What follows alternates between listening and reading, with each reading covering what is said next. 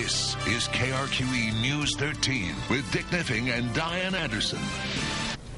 For a lot of New Mexicans, it was one of those crashes that really drives home how tragic DWI can be. 10 years ago tonight, a drunk driver killed a 15-year-old Rio Rancho girl.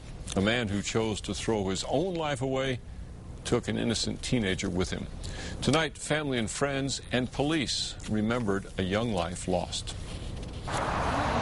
Dozens of people gathered to remember Karen Ferreira. It's a little bit overwhelming. 10 years ago, her brother Doug went to pick up his 15-year-old sister from work.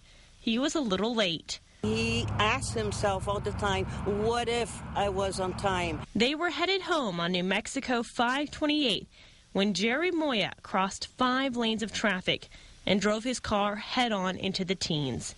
The 46-year-old was high and drunk.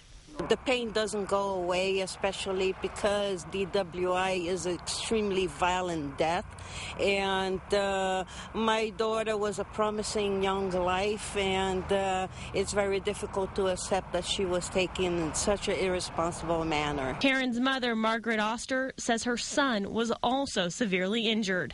He could hardly walk now because of the pain in his knees. Rio Rancho police officer John Francis was one of the first to respond that night. All it takes is, one glance at a person who's deceased in the vehicle, obviously from a very traumatic injury, and that died a very traumatic death, and I think it would really scare a lot of people into not driving impaired. Karen's brother asked for justice at Moya's sentencing.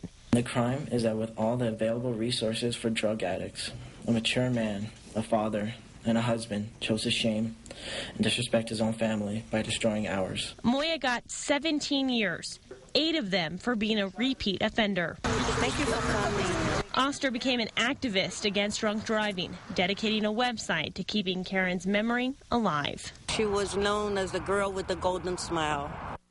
Rio Rancho police honored the memory of Karen tonight by setting up a DWI checkpoint. Karen's mother told me she will forever be grateful to the first responders who comforted her children in the minutes after the crash. Dick, back to you.